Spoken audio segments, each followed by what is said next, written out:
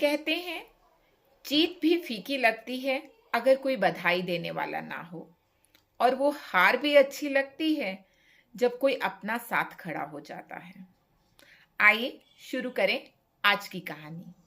कहानी है एक राजा की, जिसने अपने महल में एक उत्सव का आयोजन किया और शहर की एक बहुत ही जानी मानी नर्तकी को बुलाया। उसने साथ ही अपने गुरुजी को भी संदेशा भिजवा दिया कि आप भी इस आयोजन में सम्मिलित जरूर हों। गुरुजी भी महल में आ पहुंचे। जब वो महल में आए तो राजा ने एक सोने के सिक्कों की थैली गुरुजी को दे दी और कहा कि अगर आपको नृत्य पसंद आए तो आप ये सोने के सिक्के नर्तकी को दे दीजिएगा। गुरु के मन में थोड़ा सा कपट आ गया। उसने कहा, सोने के तो बहुत सारे सिक्के हैं, कुछ सिक्के मैं नर्तकी को दे दूंगा और बाकी के सिक्के अपने पास रख लूंगा। नृत्य शुरू हुआ, उत्सव का आरंभ हुआ, काफी देर तक चलता रहा। सुबह भी होने को आई। जैसे सुबह होने वाली थी तो वो जो तबला बजा रहा था उसे नींद आने लगी। जब नर्तकी ने देखा तो उसे लगा कि राजा गुस्सा करेगा कि तबले वाले को नींद आ रही है, तो उसने उस तबले वाले को सजग करने के लिए, अलर्ट करने के लिए एक दोहा पढ़ा। और वो दोहा कुछ ऐसा था, घनी गई थोड़ी रही यामे पल पल जाए, एक पलक के कार ने यूं ना कलंक लगाए, यूं ना जन्म गंवाए।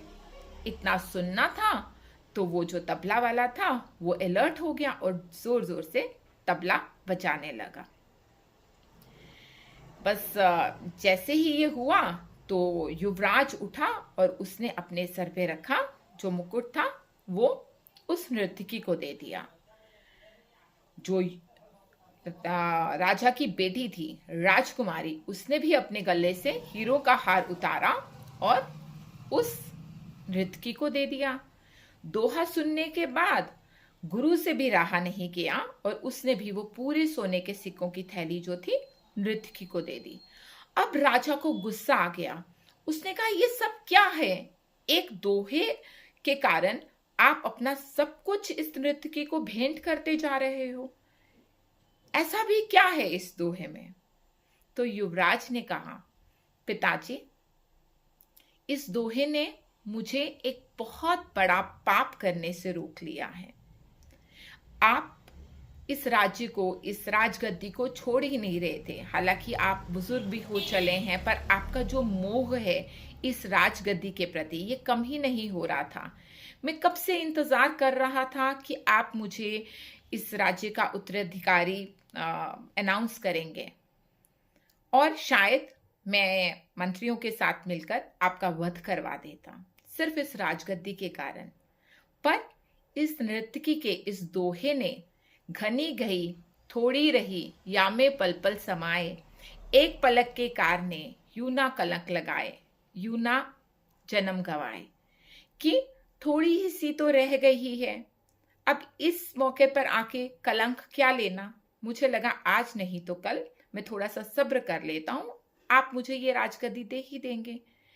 जब राजकुमारी से पूछा गया, तुमने ऐसा क्यों किया, तो राजकुमारी ने भी कहा कि पिताजी, आप अपनी राजगद्दी में, सत्ता में इतने ज्यादा बिजी हैं कि आपको मेरी शादी की कोई चिंता ही नहीं है। आज मैं अपने जो सैनिक हैं उनके साथ किसी के साथ भागने वाली थी, क्योंकि मुझे लगा कि आपको मेरे बारे में कोई चिंता ही नहीं है। पर इस नर्तकी का ये दोहा सुनने के बाद घनी गई थोड़ी रही, मुझे लगा कि कोई बात नहीं, मैं थोड़ा सा और सब्र कर लेती हूँ। आज नहीं तो कल शायद मेरे पिताजी को मेरे बारे में कुछ ख्याल ही आ जाए। अब बारी थी गुरुजी की। जब गुरुजी से पूछा गया तो उन्होंने कहा कि मैंने पूरी उम्र पूजा पाठ में बिता दी। अब जब थोड़ी सी रह गई थी और मैं लास्ट के टाइम पे इस वक्त आकर महल में ये सब नृत्य देख रहा हूँ, और जो मैंने इतने साल पूजा पाठ किया वो मैंने सब मिट्टी में मिला दिया, वो सब कलंक होने वाला था। तो इस नर्तकी के इस दोहे ने मेरी आंखें खोल दी हैं, इसलिए ये सारे सोने के सिक्के इसी के लिए हैं। अब राजा को भी समझ आ गया था। घनी गई थोड़ी रही यामे पल पल जाए, एक पलक के कार ने यूं ना जन्म गवाए, यूं ना कलक लगाए। राजा ने उसी समय भरे दरबार में अपने पुत्र को उत्तराधिकारी घोषित किया। महल में आए हुए जितने भी राजकुमार थे उनमें से अपनी बेटी को कहा कि किसी राजकुमार को पसंद कर लो और उसकी शादी कर दी गई। गुरुजी ने भी विदा ली और राजा ने भी अपना राजपाट त्याग दिया।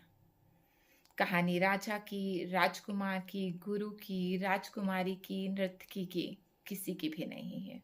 कहानी है आपकी, मेरी, हम सब की।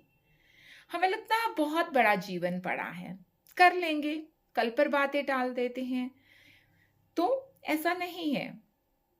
जीवन धीरे धीरे, जिंदगी के दिन कम होते जा रहे हैं। क्यों कलंक लगाना, क्यों दाग लगाना?